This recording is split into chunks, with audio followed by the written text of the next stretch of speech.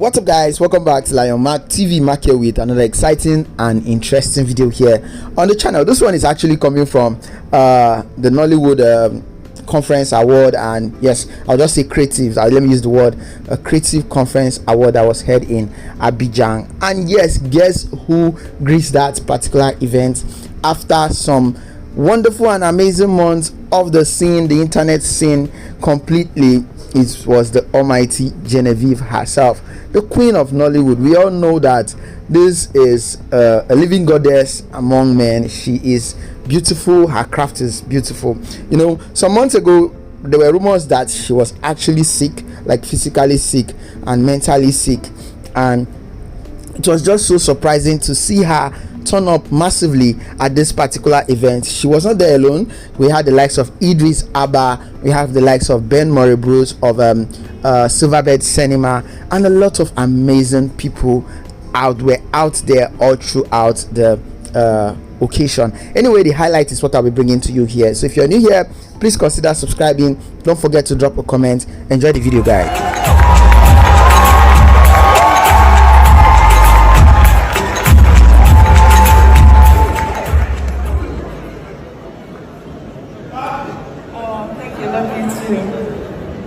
President and Chairman of Board of Directors, Afrexim Bank, His Excellency Professor Benedict O. Orama, the Minister of Culture and Francophone, His Excellency Honorable Francios Rimar, Her Excellency, all ministers present, the Executive Vice President, Intra-African Trade Initiative, Afrexim Bank, Mrs. Kanayo Awan, ladies and gentlemen, I'm honored to be speaking at Skynex Weekend 2022. Thank you for having me.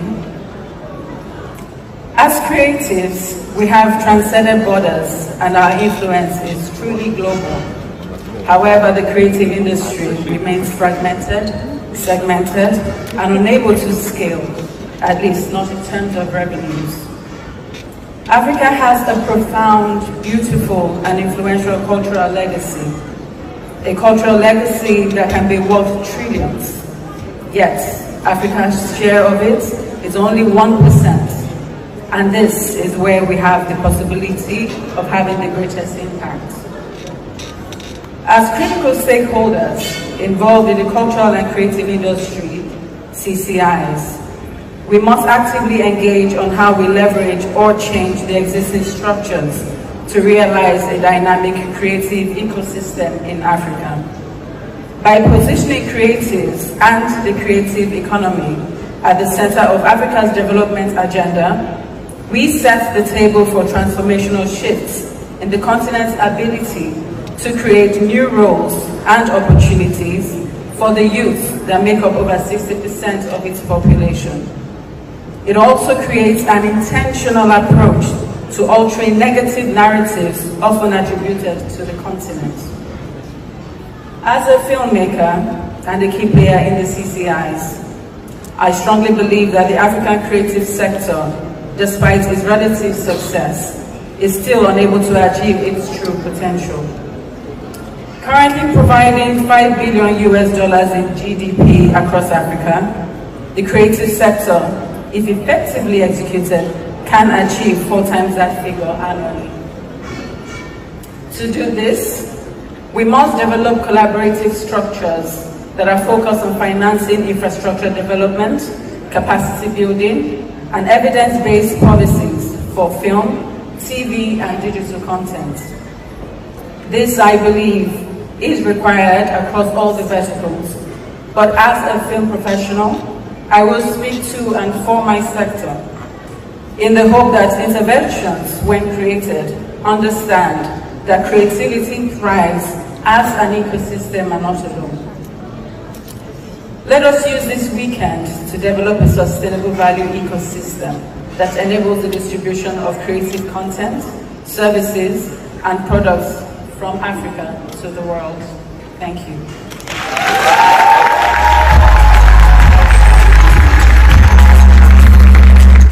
The reason Africans can excel in music and dominate the world, especially Nigerians, because you can close your eyes and listen.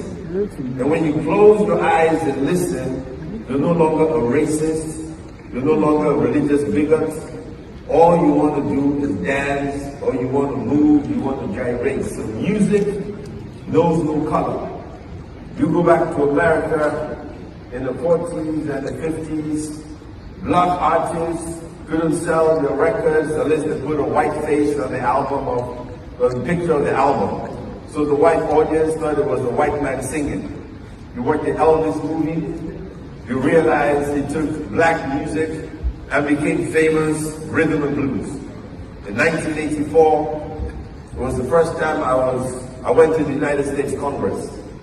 I was there with Little Richard, James Brown, and Parliament, Funkadelic. The issue was copyright and white artists stealing the black sound. Little Richard especially complained about Elvis taking his music. And if you watch the Elvis movie, you understand that Elvis did a song, Little Richard, got many awards, made a lot of money, because him as a black man could not do what Elvis could do at that time. Go back to 2023, 2022, and African artists are taking over the world. But this time, not only can we sing and dance, we can be on the front, our pictures can be on the front cover because the world has changed, because the world has gone digital. Now let's get to movies. Why are we not dominating the world? We can dominate the world because it's different. When you sing and dance, you can really be yourself. And you can be African. But when you act, you have to be trained. It's a different game. African movie stars, when they act, they are probably better off doing plays than movies because it needs a different kind of skill. And that skill needs training. The other day I have 2 studios in Los Angeles. I was talking to Kevin Garnett, who's one of the greatest basketball players in the world, and he said to me, Ben, he said, do you realize the biggest black stars in the world today are Africans trained by British institutions? And it never occurred to me.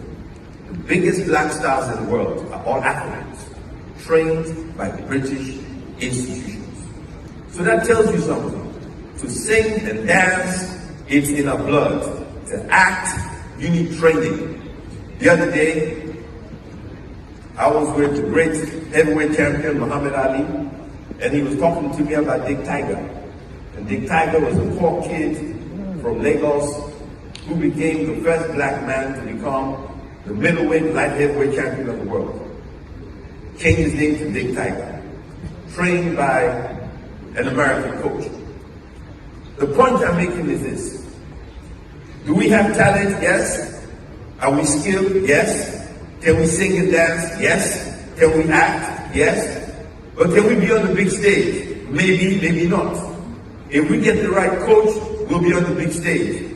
The soccer players we're talking about, the difference between them playing for Nigeria or Kenya or Ghana or Cote d'Ivoire is the coach, not the players.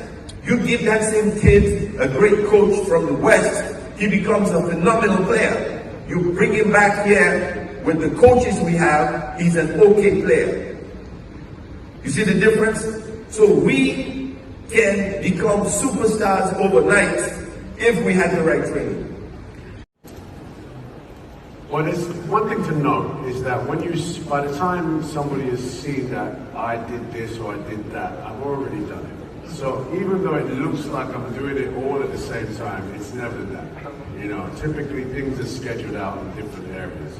And that's important, you know, for anyone that is a multitasker, anyone that does multiple things, scheduling is the only way to do it. Right? You can't do 2 things at the same time. Or you can, but it's not good for you to do that. It's good to just pace things, schedule them, give them their own time and space. So for me, it is important that when, even though I do many things, it is important that I carve the time to do each one within their time. There are times, for example, when I'm working as an actor, I often have a small studio in my trailer. Just a little laptop and speakers. And for me, that is a good reason. It needs to come from the top. So when we talk about governmental help or support for the creative industry, it is a really important component, and some sort of infrastructure framework that is bankable, insurable, and promotes talent and work and support mechanisms for creators. That's something I want to be a part of. Right now, if you're in Nollywood or wherever you are, essentially everyone's a little bit of an island. There needs to be a ring fencing around that. In America, we might call it, for actors, the SAG union, or if you're a producer, it's the PGA. In England, they call it equity. That is basically a protection mechanisms for the creators, so that their jobs are professionalized, standardized, unionized in a way that makes anyone that comes into the creative industry or functioning outside of genre do for you as an artist? I think it's about widening one's perspective. You know, if I play a drug dealer tomorrow, I don't want to do another drug dealer and then another one. I want to play the opposite of the drug dealer and play the policeman this time, you know. And for me as an artist, it's good for your bandwidth to understand that spectrum, you know. Some people are comfortable playing one character. You say, I'm going to play an act, I'm going to play a drug dealer, and everybody applauds you for that. So you feel naturally, I'm going to play this again because that's what people want to see. But actually, people want to see you differently from the last time they saw you. That's how audiences build longevity around your career. And